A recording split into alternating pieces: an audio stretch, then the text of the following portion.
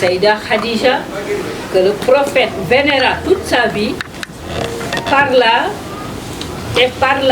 d'elle jusqu'à la fin de sa vie, fut la guide des guides. Elle fut, Khadija, la guide du prophète Mohammed sallallahu alayhi wa sallam. Donc la guide du guide. La personne, de même, quand le prophète Mohammed sallallahu alayhi wa sallam apparut pour la première fois à Cheikh Ahmed Tijani, à Bunsengoum, que j'ai eu l'honneur de visiter, et qu'il en fut inquiet, n'est-ce pas à sa tante maternelle qu'il confia. Il révélera plus tard que c'est une sainte. Aussi, le cheikh consultait Lalla Manana, la sainte de l'Arrache, au Maroc. Je suis près d'un Marocain, il faut en témoigner. Certains de ses compagnons, il a envoyé certains de ses compagnons demander des éclairages islamiques auprès de Lalla Manana. De qui Cheikh Omar al-Foutiyou chantait les louanges du Fouta, de la Mecque, du Fouta à la Mecque, en passant par Hamdallahi. Si ce n'était sa mère, Sohna Adama Aïssé, sa mère. Pourquoi vénère-t-on la mère du vénéré Cheikh Ahmadou Bamba? À quel titre vénère-t-on Lalla Zohra, la mère de l'émir Abdelkader, le savant, le mystique algérien? Ces mères et tant d'autres sont vénérées parce qu'elles furent les guides de nos guides religieux. On devrait donc reconnaître telle mère, tel fils. Telle mère, tel fils, devrait-on dire, à mon avis, messieurs les journalistes. Loin de là, on dénigre les femmes sans retenue et sans considération de leur apport d'hier et d'aujourd'hui au rayonnement de l'islam. Mieux encore, au-delà d'être mère et ou épouse de ces hommes guides religieux, l'islam a compté un grand nombre de femmes savantes, car il y a eu des sahabat ou compagnons du prophète, mais également des sahabiyat ou compagnes du prophète Mohammed sallallahu alayhi wa sallam dans l'œuvre d'expansion et du rayonnement de la religion islamique. Comme le démontre le docteur Mohamed Zubair Siddiqui dans Women Scholars Hadith 2003, il dit, je cite, « Depuis les premiers temps de l'islam, les femmes ont pris une part importante dans la préservation et la culture des hadiths. Et cette charge perdura à travers des siècles, l'islam produisant un grand nombre de femmes savantes.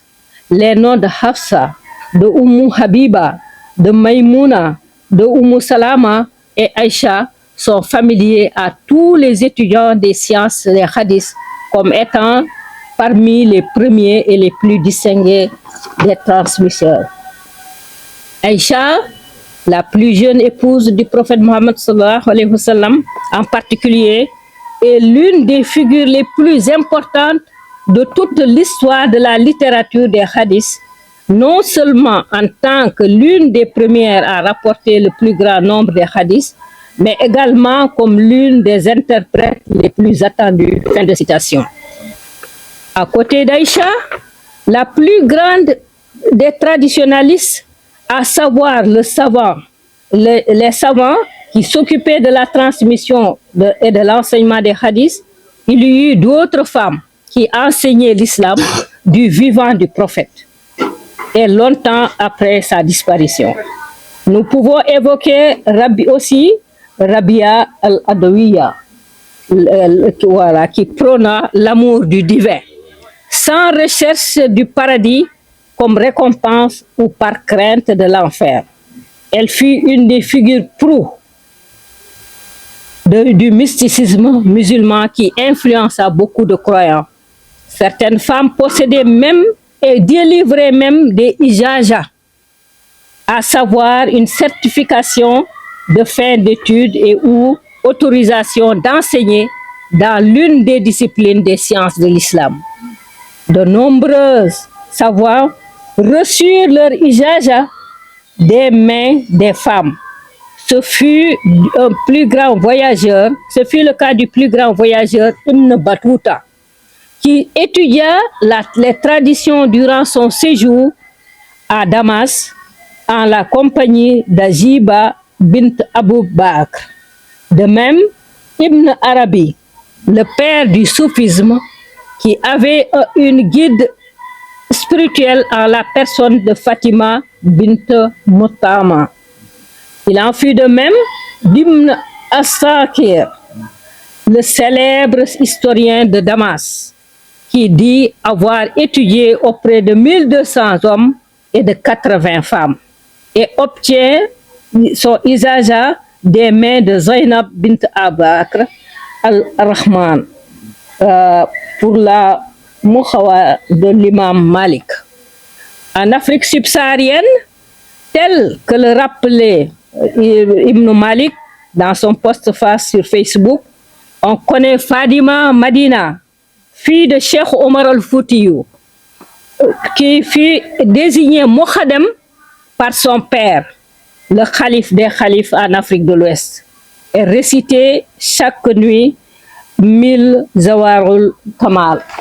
N'est-ce pas? C'est terminé bientôt. Alors, nous pouvons également parler de Asmaou, la fille d'Ousmane Dan Fodio, une poétesse islamique, une enseignante d'hommes et de femmes.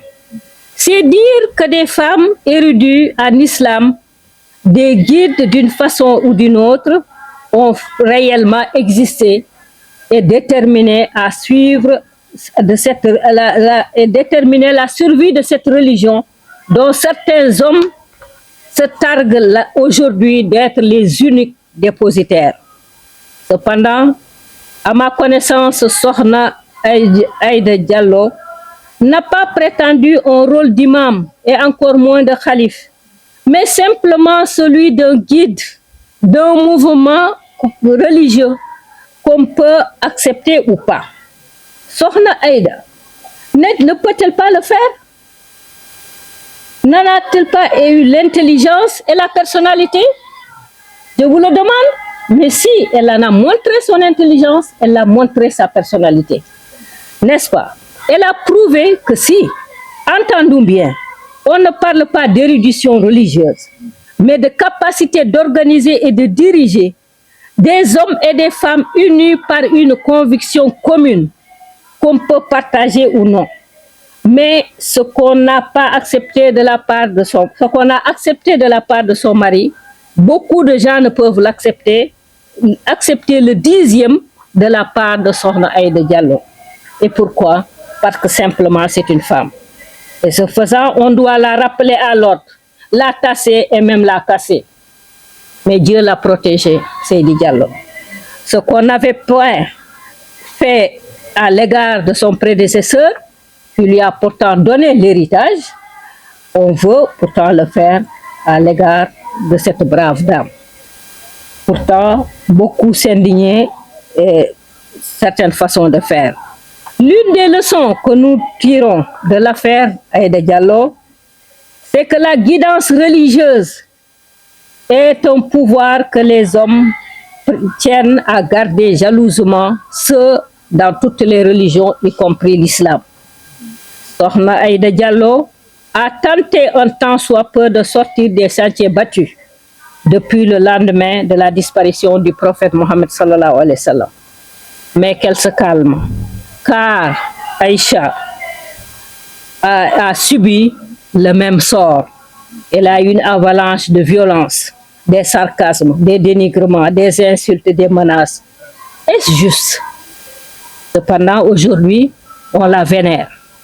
N'est-ce pas venu, mesdames, messieurs, le temps de suivre le modèle du prophète Mohammed sallallahu alayhi wa sallam en la matière du respect de la femme?